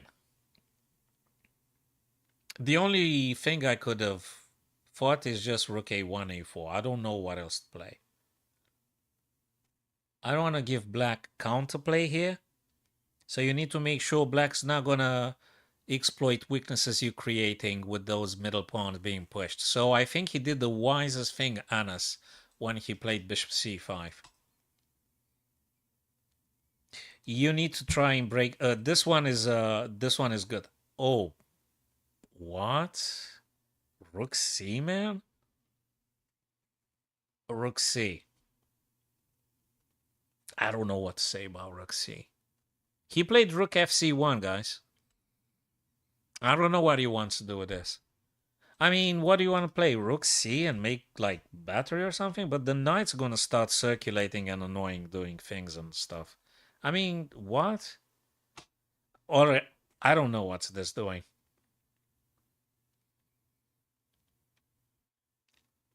He hopes black's going to move back and he moves the bishop and then he gets the other rook. Oh. Yeah, Jonathan, I get it. He defends the bishop and he pushes. Yeah, but okay. Maybe, might be. Look, I'm going to do something.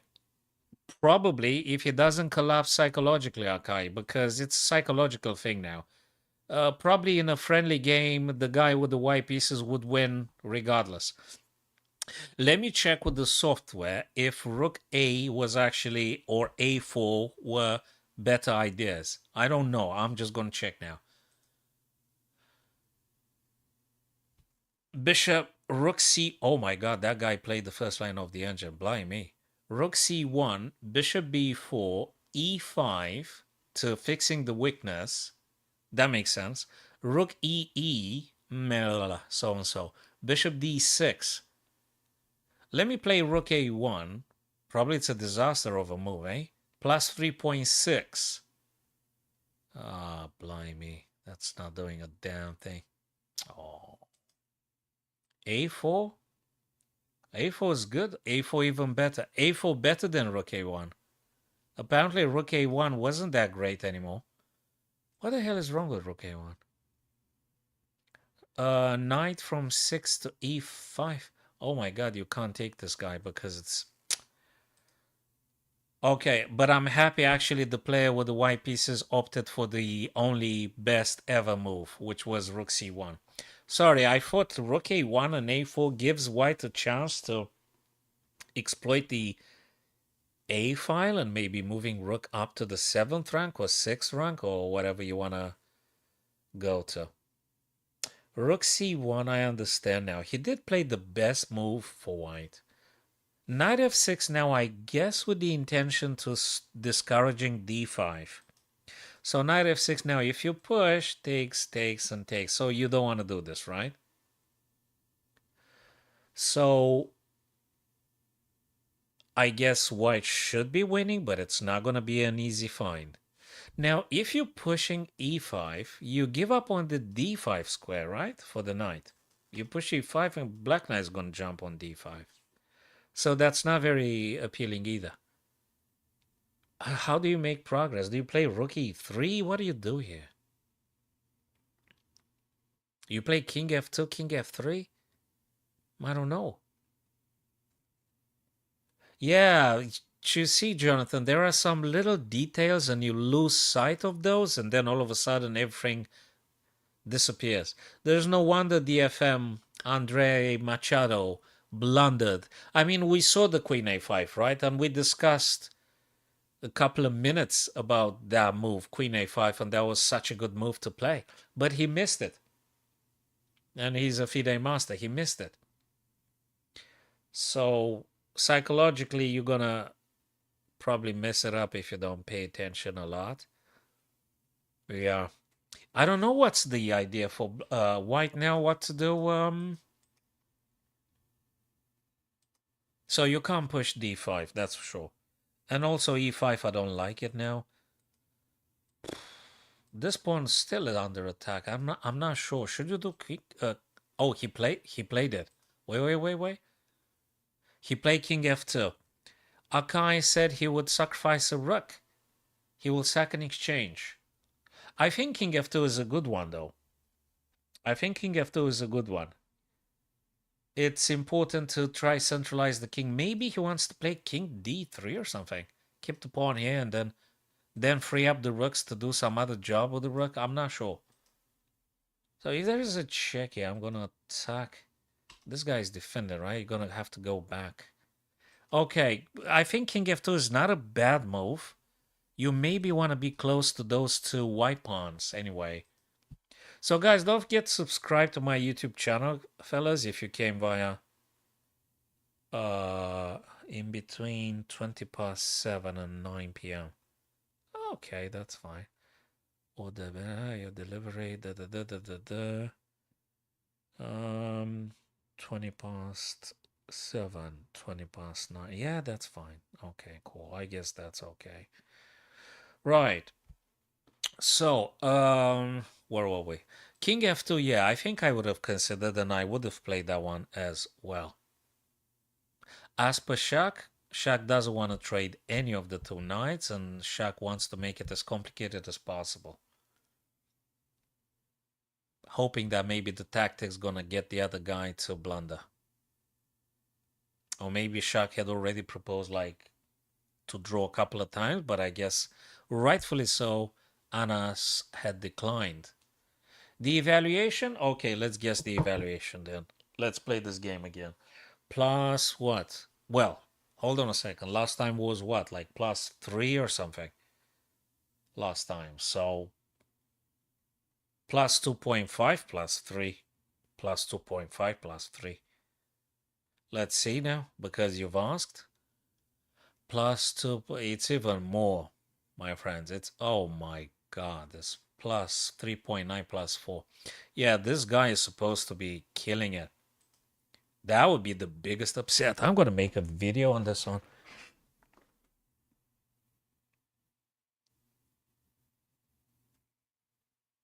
I hope now that the Jordanian player wins. Rook c7, just on the board now, played by Shakria. Rook c7. He just tries to hold. He waits for the other guy to make a mistake. That doesn't do nothing. He just waits. He moved something, tries to cover, to defend, to prevent any trade. Now the onus is on white. What do you play with the white pieces? Do you make another king move?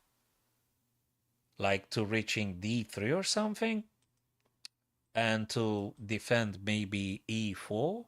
So you can move the rook freely, the rook on e2. Maybe you want to use it for some other ways to attack. Do you move king e3? Or do you play something else? I'm not sure you want to go f3 because you're not going to have access. You do not have access for the time being. But also you don't get in front of the rook. But you're defending e4, so the rook is free to go. So the rationale would be king e3. You defend this guy. If you're afraid of some knight g4, maybe you should move king e3, king d3. I'm not sure. And then you do something else with the rook. Well, I'm still thinking about this stuff, but probably it's just too far-fetched. I don't know. Oh, whoa, whoa, whoa. That didn't happen. He's got 12 minutes. You need to simplify, but how exactly are you going to do this? Maybe he wants to defend the e4 pawn with the king, and then white plans on rook battery here. Just that's it. King f3 or king e3, and then rook c2. I mean, what else? I mean, what else do you want to play? Yeah. King e3 or king f3. I don't know which one is it. But then rook e2 to c2. He played king e1. This guy is courageous. King e1, probably because... All right, I think I know. No. He wants to play king close to this rook on c1 and then move the bishop and try to provoke a rook straight. Or at least to gain access on the c column down to, I don't know, back rank or something. So he wants to play king close to the white rook on c1. He wants to play king d1 or king d2. And he keeps the rook here for defending this guy, the pawn on e4. And he wants then to play the bishop somewhere. Somewhere meaning maybe, maybe here. So king d1, king d2, then bishop d6. And it's a strong move. It's good. It's good. You getting access to the C column. That's the entry point. You're going to be attacking on the back rank or the 7th rank, probably 6th rank. If you imagine the black rook disappears somewhere and you get one of your white rooks on the 6th rank, attacking e6, attacking a6. If you trade off that rook, I think black is completely toast. Whoa, he didn't do that, did he? No, he did. Of course he didn't. So this guy has nerves of steel. This is fabulous. He's going to play king d1, king d2, and then move this bishop. Probably d6. Probably d6. I think it's a very good plan. It is a good plan. So he has the c file. The two central pawns are untouchable. And he's going to challenge the other black rook. I don't know where the black rook goes. They don't have good options anymore. Well, let's face it. Black has run out of good options for some time now. He doesn't have good options. He has least worse things to do, but there is no very good moves or saving plan for black here. Knight h8. Oh man, you're not serious, right? But what options have you gotten? I think I know why he played knight h8. He wants to reroute the knight, f7. He wants to come f7, and then probably he wants to come g5 to attack e4 twice with both knights. Now that's the plan. That's why he played knight h8. There is no other idea. You have no other idea for this. This is the plan. If you guys think I'm wrong, tell me, but I guess Shaq wants to do this. Knight f7, knight g5, and white has to figure out the defense for that pawn. Either pushing it forward and allowing the black knights to jump around, or I don't know how you play. And now the question for white is if you could still go on with your plan. King D and bishop play. So let's look at this. King D. He still needs a couple of tempi though, black that is. So Shaq gonna play knight f7, right? So white's turn. Let's say king d2, king d2, king d2. I'm gonna tell you why, because you want to play this and defend this with the rook and the king versus the two black knights. So king e2. So let me make my thoughts clear again. King d2, knight f7, bishop d6. No, you can't do bishop d6 because there's not an f7. So again, king d2, knight f7. Okay, bishop b4 something. Rook goes, I don't know where. Goes rook. I don't know. Here. They're not going to trade, do they? And then you play king d3.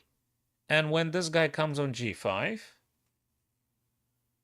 e4 is protected. If they want to trade two knights for a rook, so be it. So I guess something like this. I guess it makes sense. I guess it makes sense. What do you think about this one, guys? King d2, there you go. It's like this guy hears us, eh? Yeah, king d2.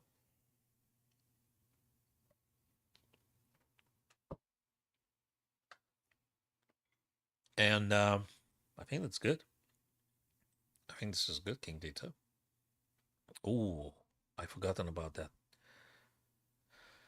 Knight f7, there you go, Jonathan. There you go, brother. Exactly the ideas we discussed. Exactly. I mean, you need to ask yourself, and actually you're going to decide for including Mamijarov super thinking. So he wants to go g5. And he wants to discourage you from playing bishop d6, which is quite a cool move for white. But you could go bishop b4 or bishop b6. Right? So you can definitely, most definitely, could do that. So now you got to play bishop b4, see if black is happy to trade off things. And let's see how happens. So, what was the message?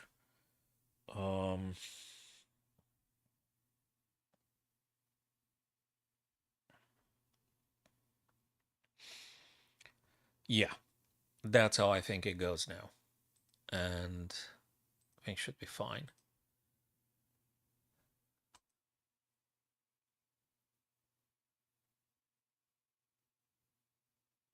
Just a couple of minutes here. 9 minutes for Anas and 42 minutes for Shaq.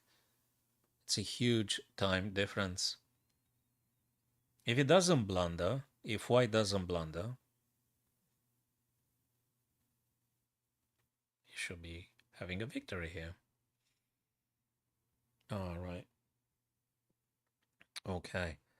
So, my dear friends, we're gonna have to call it a day for now. Got some other quick stuff to be attending. I want to thank you guys, Jonathan, Akai, rest of my friends, Yash, Rio, rest of my good friends, chess friends, and planning on tomorrow, guys, doing another coverage of this potentially this event, and also we can analyze some of our